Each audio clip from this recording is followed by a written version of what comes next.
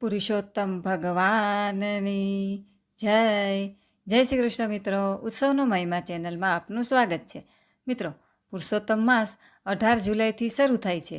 આ આખા પુરુષોત્તમ માસમાં દેવદર્શનનો, વ્રત ઉપવાસનો તથા દાન પુણ્યનો ઘણો મહિમા છે. પુરુષોત્તમ માસને ખૂબ જ પવિત્ર માનવામાં આવે છે. પુરુષોત્તમ માસના અધ્યાય શાસ્ત્રોમાં વર્ણવેલા છે. 30 દિવસના 30 અધ્યાય કહેવાયા છે. આ 30 અધ્યાયને રોજ એક એક સાંભળવાનો ઘણો મહિમા છે. અધ્યાય સાથે કથા પણ કહેવામાં આવે છે. એ પણ રોજ એક એક કથા સાંભળવાનો મહિમા છે. આ અધિક શ્રાવણ માસની સુદ પક્ષનો પહેલો અધ્યાય આ મુજબ છે. પૂર્વકાળે જ્યાં જીવ માત્રને સતત પ્રભુ નામ સ્મરણની જ ઈચ્છા થતી રહે છે, એવી નૈમિષારણ્યની પાવન ભૂમિમાં અનેક સંતો, ઋષિમુનિઓ પોતાના શિષ્યગણો સહિત આશ્રમોમાં પવિત્ર જીવન વ્યતીત કરતા હતા. રોજ યજ્ઞ, યાગ અને હોમ હવન થતા, પવિત્ર સ્વાહાકાર થતા, જ્ઞાન ચર્ચા થતી, આત્માના મોક્ષ માટે સત્સંગ થતો અને જીવ માત્રનું કલ્યાણ થાય એવા બોધપાઠ થતા. એક પાવન પ્રભાતે મહાજ્ઞાની મહર્ષિ વ્યાસના જ્ઞાની શિષ્ય સૂત પુરાણી તેમના શિષ્યગણો સાથે આ પાવન ભૂમિમાં પધાર્યા. સૂત પુરાણીના અગાધ જ્ઞાનનો ધર્મલાભ લેવા માટે યજ્ઞયાગ કરતા ઋષિમુનિઓ સૂત પુરાણીનું સુવાસિત સત્સંગ સાનિધ્ય માણવા આવ્યા. સતત આત્મજ્ઞાનનું જ ચિંતન કરતા સૌનક નામના ઋષિએ પ્રશ્ન કર્યો, હે મહાજ્ઞાની સૂત પુરાણીજી, આપ કથામૃતના સુધા શ્રવણ દ્વારા તનમનનું કલ્યાણ કરવામાં અતિ કુશળ છો. આજે ભવસાગરમાં ડૂબકા ખાતા અને ભવાટવીમાં અટવાતા માનવ જીવોનું કલ્યાણ થાય એવી કોઈ પાવન કથા અમને કૃપા કરીને કહો, કારણ કે જ્ઞાનનો સૂર્ય 16 કળાએ ખીલે ત્યારે જ અજ્ઞાનરૂપી અંધકારનો નાશ થાય છે. આ સાંભળીને સૂત પુરાણીજી ગદગદ અવાજે બોલ્યા, હે મહાજ્ઞાની મુનિવર્ય, આપનો પ્રશ્ન અતિ ઉત્તમ અને પાવનકારી છે. જગતના જીવ માત્રના કલ્યાણાર્થે છે. હું પણ તન્મનના મોક્ષાર્થે તીર્થયાત્રાએ નીકળ્યો છું. પવિત્ર દક્ષિણ ભૂમિના તમામ પાવન તીર્થોમાં સ્નાન કરી, પૂર્વ તીર્થોમાં ફરી, બહુગુણી બદ્રિકાશ્રમમાં પરમ હિતકારી પરમાત્માના ચરણ સ્પર્શ કરી, કલ્યાણકારી સરસ્વતી નદીના પવિત્ર કિનારે વસેલા મોક્ષદાયી સિદ્ધપુર નામના નગરમાં આવ્યો. ત્યાં મને ખબર મળ્યા કે હસ્તિનાપુર નગરના મહાપરાક્રમી રાજા પરીક્ષિત રાજપાટનો ત્યાગ કરી અને ગંગાજીના પાવન કિનારા પર 7 દિવસનું અનશન વ્રત ધારણ કરીને બેઠા છે. રાજાઓમાં શ્રેષ્ઠ એવા રાજા પરીક્ષિતને અનેક સિદ્ધ ઋષિમુનિવર્યો કથા શ્રવણનું સુધાપાન કરાવી રહ્યા છે. જગતના કલ્યાણાર્થે રાજા પરીક્ષિત એ મહર્ષિઓને સંસારરૂપી સર્પના અગ્નિજ્વાળા ભર્યા મુખમાંથી મુક્તિ મેળવવા માટે પાવન પ્રશ્નો પૂછી રહ્યા છે. વેદશાસ્ત્રો અને ઉપનિષદોના જ્ઞાતા એવા મહર્ષિઓના શ્રીમુખેથી સરેલી અમૃતવાણીનું શ્રવણ કરવા હું ગંગા કિનારે પહોંચ્યો અને ત્યાં સહસ્ત્ર સિતારાઓની વચ્ચે શોભતા 16 કળાએ ખીલેલા શશી જેવા સુખદેવજી, જેઓ 16 વર્ષની જ અવસ્થા ધરાવે છે અને દિગંબર તથા રવિના તેજપુંજ જેવા છે, તેઓ ત્યાં બિરાજમાન હતા. ઋષિમુનિઓ ઉત્સુક બની અને સુખદેવજીના શ્રીમુખમાંથી નીકળતા શબ્દોને ઝીલી રહ્યા હતા. જ્ઞાનની શીતળ વર્ષામાં સૌ જિજ્ઞાસુ ભીંજાતા હતા. પશ્ચાતાપના પાવકમાં સળગતો રાજા પરીક્ષિત પ્રશ્નો પૂછી રહ્યો હતો.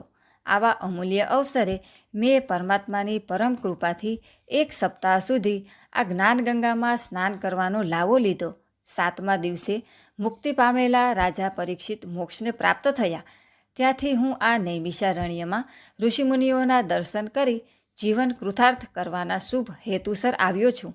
હે મહાજ્ઞાની મહર્ષિઓ, આપ સૌ તપોબળથી તેજસ્વી અને નામ સ્મરણથી સુવાસિત થયેલા છો. આપના દૈવી દર્શનથી મનુષ્ય માત્રને આત્મજ્ઞાન પ્રાપ્ત થાય છે.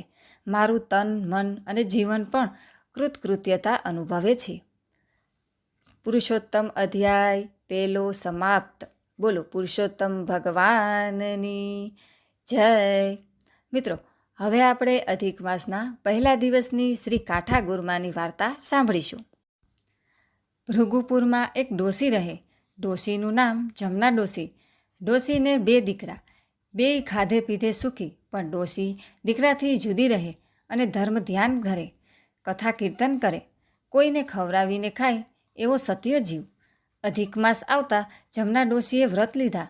સાથે નાની વહુએ પણ વ્રત લીધું. સાસુ વહુ નદીએ નાહવા જાય, કાઠાગોરની વાર્તા સાંભળે અને એકટાણા કરે. આ જોઈને મોટી વહુ મોં મચકોળે.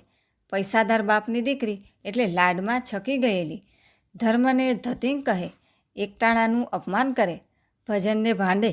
વળી રૂપાળી બહુ એટલે જમીનથી વેત ઊંચી ચાલે. જ્યારે નાની વહુ બિચારી ગરીબ ઘરની, નાનપણથી જ ધર્મના સંસ્કાર મળેલા, સાવ ભોળી, પારકાને દુઃખે દુઃખી થનારી. એને વિચાર આવે કે અધિક માસનું વ્રત જેઠાણીએ કરે તો એને ભગવાન ફળે.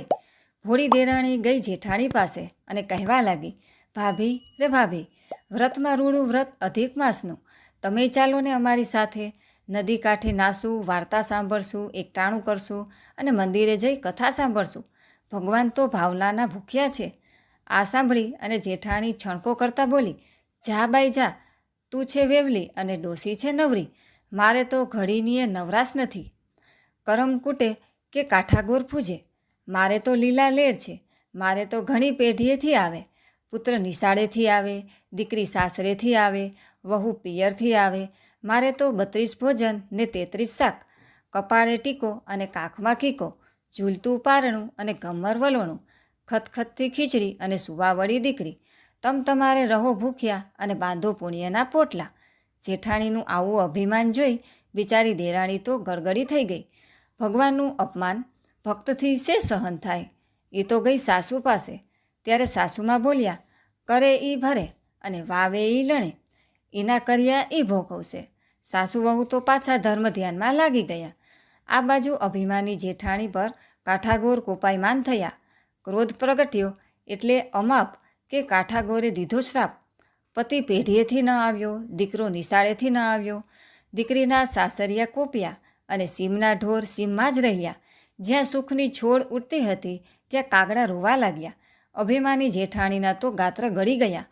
સુખમાં સાંભળે સોનું અને દુઃખમાં સાંભળે દેવ. જેઠાણી તો ગઈ દેરાણી પાસે, રડતા રડતા કાળા કેરની વાત કરી. દેરાણી એને છીકણી સૂંઘતા સાસુ પાસે લઈ ગઈ. જેઠાણી તો લાકડીની જેમ ડોસીના પગમાં પડી ગઈ. માળી કે માળી, મારે તો ધણી ગયો ને દીકરો ગયો, ઢોર ગયા અને ઢાખર ગયા. સવડા નાખું તો અવડા પડે છે, માટે મારક ચીંધો, તમે કહો એ માર્ગે હાલીશ. ત્યારે સાસુ બોલ્યા, વહુ રે વહુ, તે કાઠાગોરને ગાળો દીધી એનો આ પ્રતાપ છે. કાઠાગોર રીજે તો રાજ દે અને ખીજાય તો ખેદાન મેદાન કરે. છૂટવું હોય તો પુરુષોત્તમ માસનું વ્રત કર, કાઠાગોરને રીઝવ, મનથી માફી માંગ. થાય એટલો ધર્મ કરીએ, ન થાય તો હાથ જોડી અને બેસી રહીએ, પણ ધર્મનું અપમાન ન કરીએ. ત્યારે જેઠાણી રડતા રડતા બોલી, માળી રે માળી, હું તો આંધળી અને વળી અજ્ઞાન, ન ધર્મ જાણું ન ધ્યાન જાણું, કઈ રીતે કાઠાગોરને રીઝવું? સાસુ બોલ્યા, ખભે લાલ ચુંદડી, હાથમાં દૂધનો કળશ, થાળમાં અબીલ ગુલાલ, ધૂપ દીપ અને શ્રીફળ સોપારી લઈ વાજતે ગાજતે કાઠાગોરનું પૂજન કરો. કાઠાગોર રીઝે તો અભરે ભરે. જેઠાણીએ સાસુના કહ્યા પ્રમાણે કરી અને કાઠાગોરને રીઝવ્યા. આંખમાંથી આંસુની ધાર વહેવા લાગી. શ્રદ્ધાથી ધ્યાન ધરી અને ક્ષમા માગી. પછી ચુંદડી ચડાવીને ખોળો પાથરી અને ક્ષમા માગી. હે માં, પુત્ર કુપુત્ર થાય, માતા કુમાતા ન થાય, માટે દયા કરો, દયા કરો. 7 ભવમાં પણ આવી ભૂલ નહીં કરું. જેઠાણીના સાચા પશ્ચાતાપથી કાઠાગોર રીઝ્યા. પુત્ર અને પતિ કુશળક્ષેમ પાછા ફર્યા. દીકરીના સાસરેથી શુભ સમાચાર આવ્યા. સીમમાંથી ઢોર ઢાખર પાછા ફર્યા અને સૌ સારા વાના થયા. જેઠાણીએ તત્કાળ આજીવન અધિક માસનું વ્રત કરવાનો પવિત્ર સંકલ્પ કર્યો. જેઠાણી ધર્મ ધ્યાન તરફ વળી તેથી દેરાણી અને સાસુમાં પણ રાજીના રેડ થઈ ગયા. હે કાઠાગોર, તમે જેવા જેઠાણીને ફળ્યા, નાની વહુ અને સાસુને ફળ્યા, એવા વ્રત કરનાર સૌને ફળજો. કાઠાગોરની કૃપા થકી સુખ સમૃદ્ધિ છલકાય, ઘોર પાપથી મળે મુક્તિ, પરલોકે મોક્ષ થાય. મિત્રો, આજના વિડીયોમાં આપણે પુરુષોત્તમ માસના સુદ પક્ષનો પહેલો અધ્યાય તથા પ્રથમ દિવસની શ્રી કાઠાગોરમાની વાર્તા સાંભળી. વિડીયો પસંદ આવે તો લાઇક, શેર તથા અમારી ચેનલ જો પહેલીવાર જોઈ રહ્યા હોય તો સબસ્ક્રાઈબ કરવાનું ભૂલશો નહીં. સર્વે ભક્તોને મારા જય શ્રી કૃષ્ણ.